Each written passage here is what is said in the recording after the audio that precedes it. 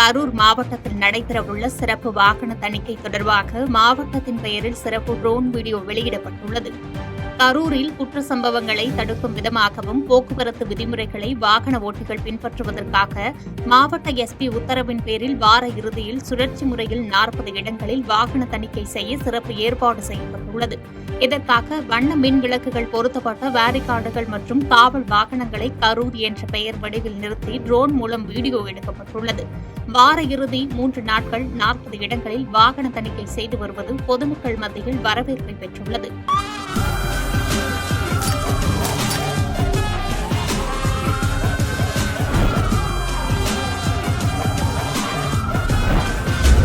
கருங்கல் அருகே குடியிருப்பு பகுதிக்குள் அமர்ந்து மது அருந்தியதை தட்டி கேட்ட வாலிபர் மற்றும் உறவினர்கள் மீது ரவுடி கும்பல் தாக்குதல் நடத்தியது பரபரப்பை ஏற்படுத்தியுள்ளது. குமரி மாவட்டம் கருங்கல் மூளை தட்டுவிளை குடியிருப்பு பகுதிக்குள் மது அருந்திக் கொண்டிருந்த ரவுடி கும்பலை தட்டி கேட்ட ஹர்ஷாத் ரூபன் மற்றும் அவரது உறவினர்கள் மீது தாக்குதல் நடத்திய நிலையில் பாதிக்கப்பட்ட வாலிபர் மருத்துவமனையில் சிகிச்சை பெற்று வருகிறார்.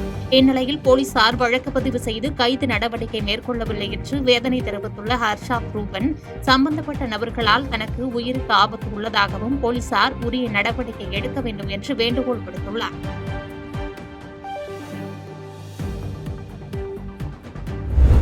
மதுரையில் ஹோட்டலில் பணிபுரிந்த ஊழியரிடம் தகராறு செய்ததை தட்டி கேட்ட பெண்களை தாக்கிய சம்பவத்தின் சிசிடிவி காட்சிகள் வெளியாகி பரபரப்பை ஏற்படுத்தியுள்ளது.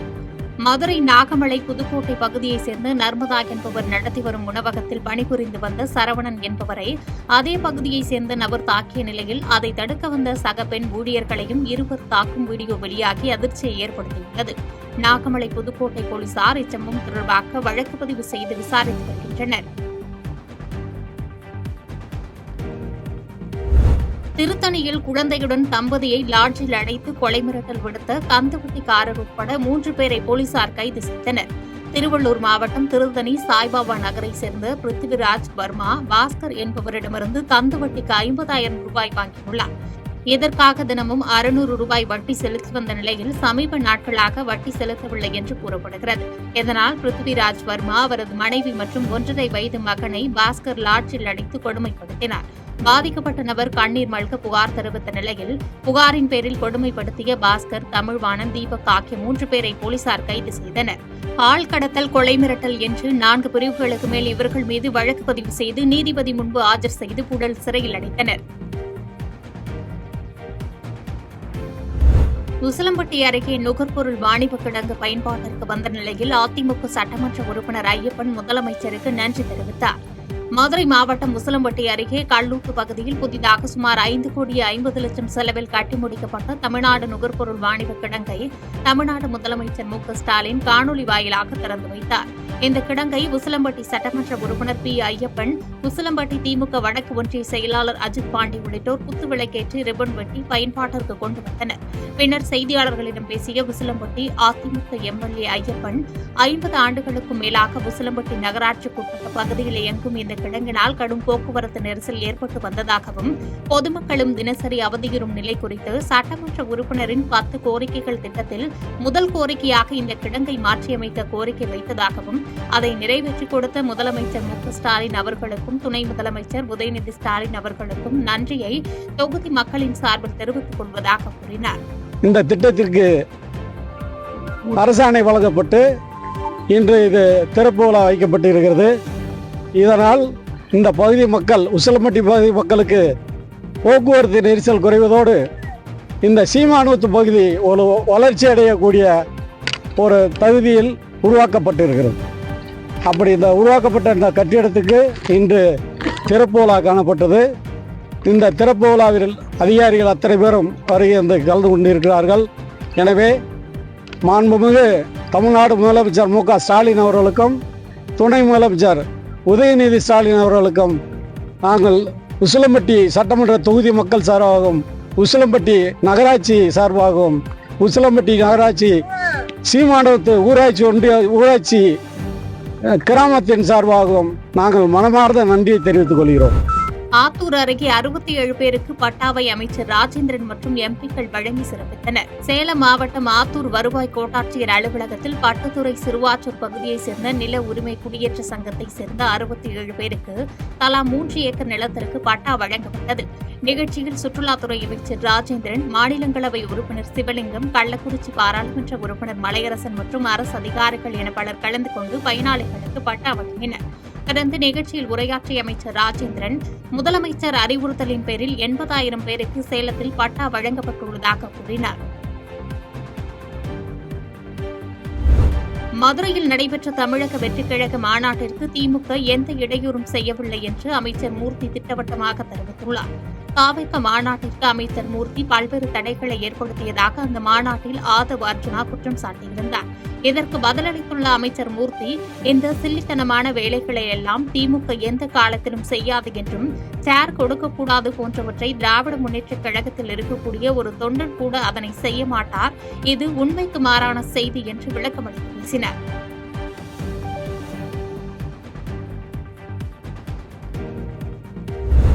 எத்தனை பேர்தான் எம்ஜிஆர் என சொல்வார்கள் என்று விஜய்க்கு முன்னாள் அமைச்சர் செல்லூர் ராஜு கண்டனம் தெரிவித்துள்ளார்.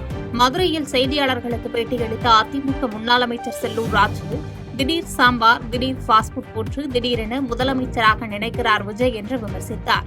அரசியலில் தாவேக தலைவர் விஜய் படிக்க வேண்டிய பாடம் நிறைய இருக்கிறது. சினிமா நகைச்சுவை காட்சியை போன்று நேரடியாக முதலமைச்சராக வேண்டும் என நினைக்கிறார் விஜய். எதுவுமே செய்யாமல் நேரடியாக முதலமைச்சராக நினைப்பது ஏற்புடையது அல்ல என்று தெரிவித்தார். எத்தனை பேர் தாங்க எம்ஜிஆர்னு சொல்றது?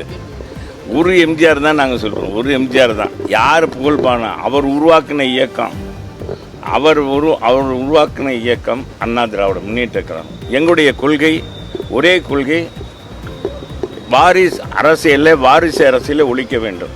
தமிழகத்தில் லஞ்ச லாவணியம் இருக்கக்கூடாது. ஏழை எளிய மக்களுக்கான திட்டங்களை தீட்டுவது. மகள் இறப்புக்கு நீதி கிடைக்கும் வரை சட்ட போராட்டம் தொடரும் என்று வரதட்சணை கொடுமையால் தற்கொலை செய்து கொண்ட ரிதன்யாவின் தந்தை கூறியுள்ளார்.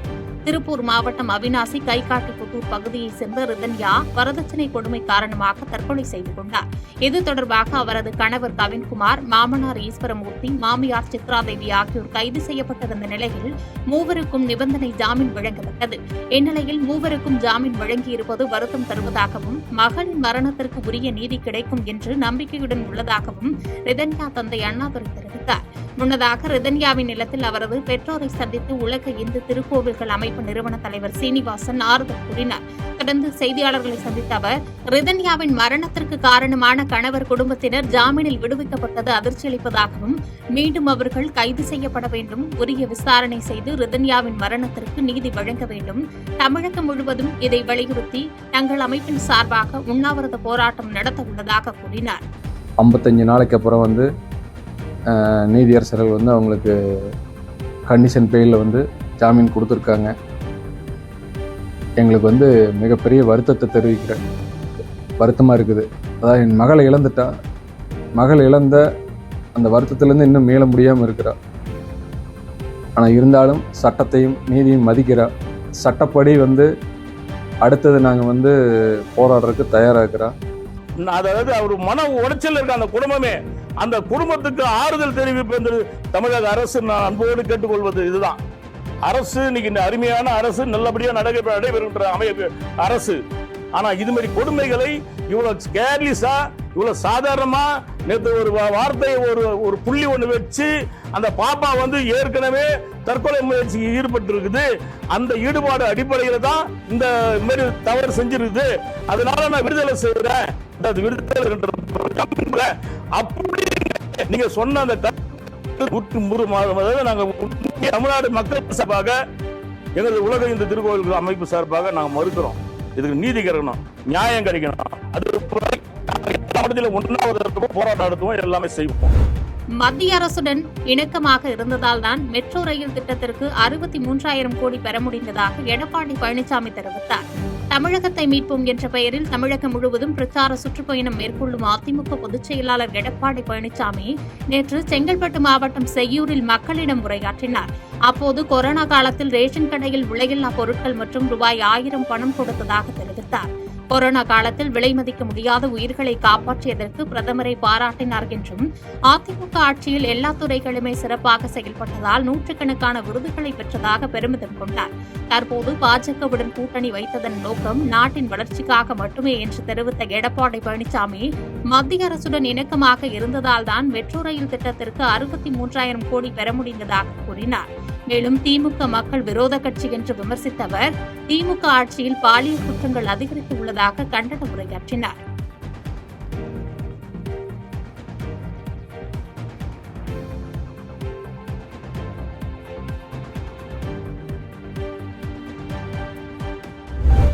மக்கள் மற்றும் தன்னுடைய ஆசீர்வாதம் எப்பொழுதும் விஜய்க்கு இருக்கும் என்று விஜயின் தந்தை நெகிழ்ச்சி தெரிவித்தார்.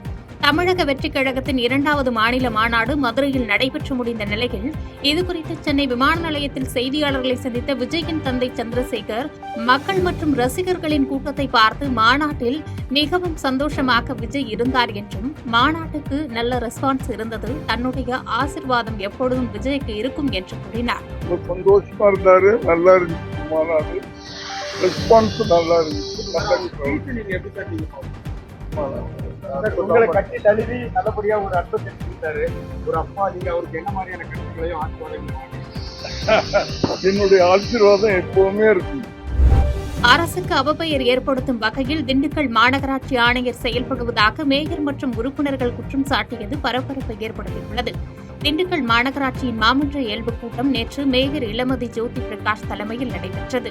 கூட்டத்தில் துணை மேயர் ராஜப்பா, மாநகராட்சி ஆணையர் செந்தில் முருகன் மற்றும் 48 வார்டு மாமன்ற உறுப்பினர்கள் கலந்து கொண்டனர். அப்போது மாநகராட்சிக்கு தமிழக அரசால் ஒதுக்கீடு செய்யப்பட்ட நிதி வந்து பல மாதங்கள் ஆகியும் இதுவரை மேயரிடமும் மாமன்ற உறுப்பினர்களிடம் தகவல் தெரிவிக்காமல் மாநகராட்சி ஆணையர் செந்தில் முருகன் தன்னிச்சையாக செயல்படுவதாக மேயர் இளமதி, துணை மேயர் ராஜப்பா ஆகியோர் குற்றம் சாட்டினர். இதுகுறித்து செய்தியாளர்களை சந்தித்த 46வது வார்டு திமுக மாமன்ற உறுப்பினர் மார்த்தாண்டன், திண்டுக்கல் மாநகராட்சிக்கு கடந்த ஜனவரி மாதம் மற்றும் ஜூலை மாதம் என 2 தவணைகளாக 12 கோடி ரூபாய் நிதி தமிழக அரசு ஒதுக்கீடு செய்துள்ள நிலையில் அந்த நிதியில் எந்த பணியும் செய்யாமல் கிடப்பில் போடப்பட்டுள்ளதாக தெரிவித்தார். அரசுக்கு அவப்பெயர் ஏற்படுத்தும் வகையில் முரண்பாடாக செயல்பட்டு வரும் ஆணையர் மீது தமிழக அரசு உடனடியாக நடவடிக்கை எடுக்க வேண்டும் என்று வலியுறுத்தினார். அதிகாரி கமிஷனர் இதுவரைக்கும் எங்க வார்டுக்கு எந்த வார்டுக்குமே வந்ததில்லை, எந்த வார்டு பகுதிக்கும் உள்ள நுழைஞ்சு பார்த்ததில்ல. அவருக்கு எப்படி தெரியும் எங்க வார்டில் இருக்க குறை? ஒரு ஃபண்டு வந்து அதை முறையை தெரியப்படுத்துறது ஒரு ஆணையாளரோட கடமை. அவரே முடியாதுன்னு சொல்ற அவர் தன்னச்சதிகார போக்கை வந்து மாமன்ற உறுப்பினர் ஆகிய நாங்கள் கண்டிக்கிறோம். இனிமேல் அடுத்த கூட்டத்தில் இது மாதிரி செயல்பட்டா எந்த கூட்டத்திலையும் திமுக மாமன்ற உறுப்பினரை நாங்களே புறக்கணிப்போம். ஆர்கே நகரில் மாநகராட்சி நிதி 7 கோடி ரூபாய் செலவில் மாநகராட்சி கட்டிடம் மற்றும் முதல்வர் படிப்பகம் கட்டுவதற்கு சட்டமன்ற உறுப்பினர் ஜே எபினேசர் அடிக்கல் நாட்டி துவக்கி வைத்தார். சென்னை தண்டையார்பேட்டை காவல் நிலையம் அருகே முதல்வர் படிப்பகம் கட்டுவதற்கும் மற்றும் ரத்னா சபாபதி தெருவில் 42வது வார்டில் மாநகராட்சி அலுவலகம் கட்டுவதற்கு மாநகராட்சி மேம்பாட்டு நிதி 7 கோடி ரூபாய் செலவில் கட்டிடம் கட்டுவதற்கு ஆர்கே நகர் சட்டமன்ற உறுப்பினர் ஜே எபினேசன் அடிக்கல் நாட்டி துவக்கி வைத்தார். இந்த நிகழ்ச்சியில் பகுதி செயலாளர் லட்சுமணன், மண்டல குழு தலைவர் நேதாஜி கணேசன், மாமன்ற உறுப்பினர்கள் ரேணுகா செல்வம் உள்ளிட்ட பலர் கலந்து கொண்டனர். இதனைத் தொடர்ந்து தூய்மை பணியாளர்கள் மற்றும் பொதுமக்களுக்கு எம்எல்ஏ இனிப்பு வழங்கியதை தொடர்ந்து தூய்மை பணியாளர்கள் எம்எல்ஏவுடன் புகைப்படம் எடுத்து மகிழ்ந்தனர்.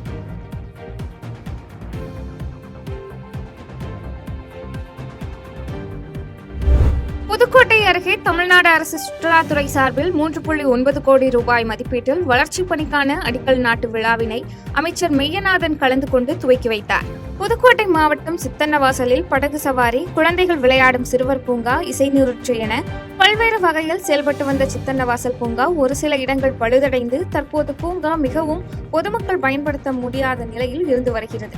இதனை கருத்தில் கொண்டு சித்தன்னவாசல் பூங்காவை புதுப்பிக்கும் விதமாக தமிழ்நாடு அரசு சுற்றுலாத்துறை புதுக்கோட்டை மாவட்டத்தின் சார்பில் சித்தன்னவாசல் சுற்றுலா வளர்ச்சி பணிகளுக்காக 3.9 கோடி ரூபாய் மதிப்பீட்டில் மற்றும் அன்னவாசல் அருகே 1 கோடி ரூபாய் மதிப்பீட்டில் திருமண மண்டபம் புதிதாக கட்டுவதற்கு அடிக்கல் நாட்டு விழா நடைபெற்றது. இந்த விழாவில் மாவட்ட ஆட்சியர் அருணா தலைமையில் தமிழ்நாடு கனிம வளத்துறை அமைச்சர் ரகுபதி, பிற்படுத்தப்பட்டோர் நலத்துறை அமைச்சர் மெய்யநாதன் கலந்து கொண்டு அடிக்கல் நாட்டு வைத்து பணிகளை துவக்கி வைத்தனர். இந்த நிகழ்வில் அரசு அதிகாரிகள் மற்றும் திமுக ஒன்றிய கழக செயலாளர் சந்திரன் மற்றும் நகர செயலாளர் ரிசா உள்ளிட்ட திமுக நிர்வாகிகள் பலர் கலந்து கொண்டனர். அதிகாரத்தின் மீது உள்ள வெறி திமுக மீதான வெறுப்பாக மாறியிருக்கிறது என விடுதலை சிறுத்தைகள் கட்சித் தலைவர் தொல் திருமாவளவன் தெரிவித்தார். சென்னை மீனம்பாக்கம் விமான நிலையத்திற்கு டெல்லியிலிருந்து வந்த விடுதலை சிறுத்தைகள் கட்சித் தலைவர் தொல் திருமாவளவன் செய்தியாளர்களை சந்தித்து பேசினார். அப்போது பேசிய அவர், மழைக்கால கூட்டத்தொடரில் அறிமுகப்படுத்திய 3 சட்டங்கள் நாடாளுமன்ற ஜனநாயகத்திற்கு எதிரான சட்டங்கள் எனவும், பாசிசத்தின் உச்சம் என்று சொல்லக்கூடிய வகையில் சட்டங்களை பாஜக அறிமுகப்படுத்தி உள்ளது எனவும் தெரிவித்தார். மேலும் முன்னதாக CAA, NCR, NPR போன்ற சட்டங்களை எதிர்க்கட்சிகளின் கடும் எதிர்ப்புக்கு இடையே நிறைவேற்றம் செய்தார்கள் எனவும் தெரிவித்தார். தாவிக நடத்திய 2வது மாநாடு பற்றி பேசிய அவர், மாநாடு வெற்று கூச்சலுக்கும் ஆரவாரத்துக்கும் அடையாளமாக இருந்தது என்றும், உருப்படியான எந்தவித கொள்கை கோட்பாடு மற்றும் ஆக்கப்பூர்வமான செயல் திட்டம் இல்லை எனவும் தெரிவித்தார். மேலும் ஜனநாயகத்தின் மீது நம்பிக்கை வைத்து உள்ளவர்கள் வாக்கு திருட்டு குறித்து விவாதித்து வருகிறார்கள் என்றும், வாக்கு திருட்டில் தேர்தல் ஆணையமே பாஜகவிற்கு துணை போகிற குற்ற செயல் குறித்து தாவிக நிலைப்பாடு என்ன, அதை பற்றி பேசவில்லை எனவும் தெரிவித்தார். எதிர்க்கட்சிகள் மிக கடுமையாக எதிர்ப்பு தெரிவித்த நிலையில் நாடாளுமன்ற கூட்டு நடவடிக்கை குழுவுக்கு இப்போது அனுப்பியிருக்கிறார்கள். பாசிசத்தின் உச்சம் என்று சொல்லக்கூடிய வகையில இந்த சட்டங்களை பாஜக அரசு அறிமுகப்படுத்தி இருக்கிறது. ஏற்கனவே CAA,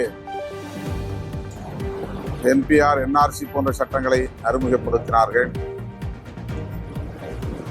ஒரு கடுமையான எதிர்ப்புக்கு மத்தியிலே நிறைவேற்றம் செய்தார்கள்.